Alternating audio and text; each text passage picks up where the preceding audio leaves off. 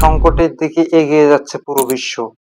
Iran, Israel এবং আমেরিকার এই যে সংকট, এই যে সংঘর্ষ, এই সংঘর্ষের ফলে পুরো বিশ্বের উপর একটা যে প্রভাব, সেই প্রভাব এবং বিশেষ করে যে অর্থনৈতিক প্রভাব পড়তে যাচ্ছে সেটি খুবই মারাত্মক পর্যায়ে চলে যাচ্ছে এবং এর যে কারণে সবচেয়ে বড় সংকটে পড়তে যাচ্ছে বাংলাদেশ। এই সংঘাত বাংলাদেশের জন্য কতটা বিপজ্জনক, আজকের ভিডিওতে আমরা সেই বিষয়টি ইতিহাস এবং বর্তমান পরিস্থিতি পর্যবেক্ষণ করে আলোচনা করার চেষ্টা করব।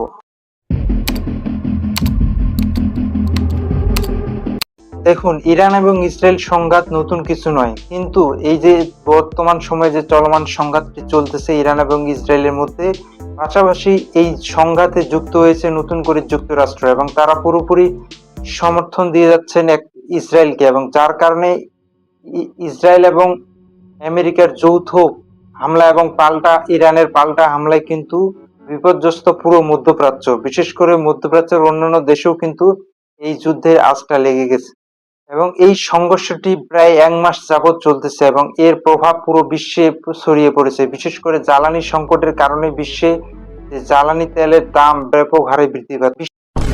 বিশ্বের সবচেয়ে বড় জ্বালানি রপ্তানি যে পথ বা যেই রুট, সেই রুটটি হচ্ছে এই হরমুজ প্রণালী। এই হরমুজ প্রণালী বন্ধ থাকার কারণে কিন্তু যে জ্বালানির সরবরাহ, সেই সরবরাহ কিন্তু বিশ্বের অনেক দেশেই বর্তমানে সংকটের অবস্থায়।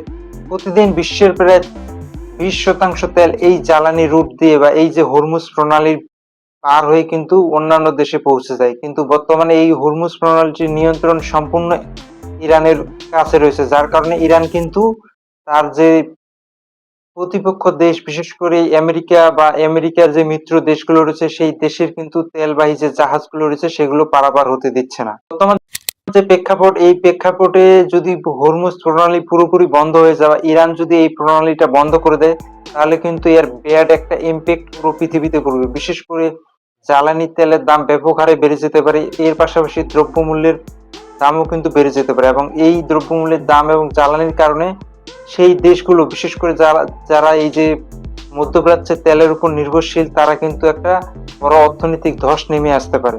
আমরা ইতিহাস থেকে যদি বলা যায় যে যখনই এই প্রণালীতে কোনো রকম সংঘর্ষ বা কোনো রকম উত্তেজনা বিরাজমান থাকে তখনই কিন্তু বিশ্ববাজার তেলের নিয়ন্ত্রণ হারে যায় এবং বিশ্ববাজার তেলের দামটা অনেক বেশি বেড়ে যায়।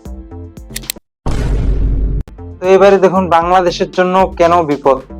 ইরান এবং ইসরায়েল আমেরিকার যে সংঘর্ষ, এই সংঘর্ষের কারণে বাংলাদেশে যে সংকটে তৈরি হয়েছে, বিশেষ করে জ্বালানি সংকট। আমরা জানি বাংলাদেশ একটি জ্বালানি আমদানি নির্ভর রাষ্ট্র। বাংলাদেশের যে বিদ্যুৎ কেন্দ্রগুলো রয়েছে, বাংলাদেশের বিদ্যুৎ কেন্দ্রগুলোর যে উৎপাদন, সেই উৎপাদন নির্ভরশীলতা কিন্তু এই যে মধ্যপ্রাচ্য সহ ওই সমস্ত রাষ্ট্রের যে এলএনজি গ্যাস এবং তেল, এই দুইটার উপর কিন্তু বাংলাদেশের বিদ্যুৎ কেন্দ্রগুলো নির্ভরশীল। যখন আমরা পর্যাপ্ত এলএনজি বা তেল আমরা পাবো না, তখন কিন্তু আমাদের যে বিদ্যুৎ কেন্দ্রগুলো রয়েছে সেগুলো কিন্তু বন্ধ হয়ে যেতে পারে এবং তাদের যে বিদ্যুৎ উৎপাদন সেটি বন্ধ হলে বাংলাদেশে লোডশেডিং হতে পারে এবং এর প্রভাবটা কিন্তু পুরো দেশ। এছাড়া বর্তমানে দেখবেন জ্বালানির দাম বৃদ্ধি হয়ে গেছে। বর্তমানে বাংলাদেশে যে জ্বালানির সংকট, যার কারণে বিশেষ করে বাংলাদেশে পেট্রোল এবং অকটেন জাতীয় যে জ্বালানিগুলো রয়েছে সেগুলোর দাম কিন্তু অনেক হারে বেড়ে গেছে এবং এগুলা অনেক সময় পাওয়াও কিন্তু অনেকটা দুষ্কর হয়ে যাচ্ছে। বিশেষ করে বাংলাদেশে সিন্ডিকেটের প্রবণতা অনেক বেশি, যার কারণে যখন এই জ্বালানির সংকটটা থাকবে বা জ্বালানি আমাদের কাছে আসতে পারবে না, তখন কিন্তু এর প্রবণতা আরো অনেক বেশি বেড়ে যাবে। এছাড়া রয়েছে রেমিটেন্স ঝুঁকি। যখন মধ্যপ্রাচ্যে উত্তেজনা বিরাজমান থাকে এবং মধ্যপ্রাচ্যে বিশেষ করে ইরান ইসরায়েল সংঘাতের কারণে যদি মধ্যপ্রাচ্যের অন্যান্য দেশগুলোর অর্থনীতি দুর্বল হয়ে যায়, তখন কিন্তু এই যে মধ্যপ্রাচ্যের যে দেশগুলো রয়েছে কাতার, কুয়েত, বাহরাইন, সৌদি আরব, ইউএই, এই দেশগুলোতে যে লাখ লক্ষ বাংলাদেশি কাজ করে তাদের কিন্তু কাজ বন্ধ হয়ে যাবে, তাদের যে ইনকাম সেই ইনকামটা বন্ধ হয়ে যাবে, যার কারণে তারা কিন্তু বাংলাদেশে রেমিটেন্স পাঠাতে পারবে না এবং রেমিটেন্স না আসা মানে বাংলাদেশে রিজার্ভ কমে যাওয়া, যেটি বাংলাদেশের অর্থনীতিতে অনেক বড় প্রভাব ফেলে। রয়েছে রপ্তানি খাতের চাপ। বাংলাদেশে রপ্তানি খাতের অন্যতম বড় একটি সেক্টর হচ্ছে গার্মেন্টস সেক্টর। যখন বৈশ্বিক বাজার মন্দা চলবে তখন কিন্তু আমরা আমাদের তৈরিকৃত যে পোশাকগুলো রয়েছে বা যে গার্মেন্টস পণ্যগুলো রয়েছে সেগুলো আমরা বাইরে রপ্তানি করে আমাদের অর্থ উপার্জন করতে পারবো না, যার কারণে কিন্তু রপ্তানি খাতেও আমাদের বড় একটা প্রভাব পড়তে পারে। এই সংঘাতে ট্রাম্পের কি ভূমিকা সেটি আলোচনা করা দরকার। দেখুন, ট্রাম্প, আমেরিকার প্রেসিডেন্ট ডোনাল্ড ট্রাম্প বর্তমানে যে রাজনৈতিক অবস্থান নিয়েছে এবং তার যে এক সময় এক রকম কথা বা এক রকম স্ট্যান্ড, এর কারণে কিন্তু সঠিক কোনো ওয়ে খুঁজে পাওয়া যাচ্ছে না এই সংঘাত নিরসনের। উল্টো তার বিভিন্ন রকম মন্তব্য বরঞ্চ এই সংঘাতকে আরো বেশি বাড়িয়ে দিচ্ছে।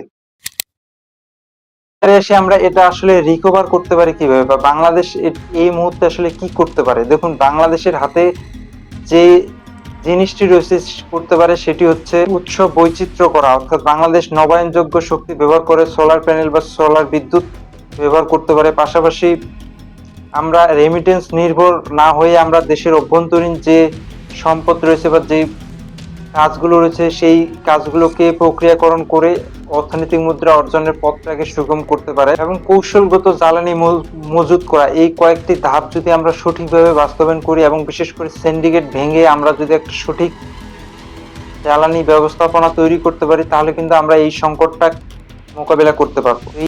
ইরান সংকট শুধু একটি মধ্যপ্রাচ্যের সমস্যা নয়, এটি পুরো বৈশ্বিক একটি সংকট এবং এই ইরান ইসরায়েল সংকটের কারণে পুরো বিশ্বেই কিন্তু এর প্রভাব পড়েছে এবং বিশ্বের অনেক উন্নত দেশ সহ বাংলাদেশের মতো অনুন্নয়নশীল বা উন্নয়নশীল যে দেশগুলো রয়েছে এই দেশগুলোতে কিন্তু এর প্রভাব পড়েছে এবং বাংলাদেশ সবচেয়ে বেশি জ্বালানি সংকটের মধ্যে এই মুহূর্তে রয়েছে। পরিস্থিতিতে বাংলাদেশের আসলে কি করা উচিত বা এই কোন ঝুঁকিতে বাংলাদেশ রয়েছে সেটি আপনি কমেন্টে জানাতে পারেন। আপনার কাছে কি মনে হয় যে বাংলাদেশ এই সংকট কিভাবে রিকভার করতে পারে সেটি কমেন্টে জানান এবং আমাদের যে ট্রুথ বিহাইন্ড বিডি এই চ্যানেলটি সাবস্ক্রাইব করে রাখবেন এরকম গুরুত্বপূর্ণ তথ্য পেতে এবং রহস্যমূলক ভিডিও পেতে। ধন্যবাদ।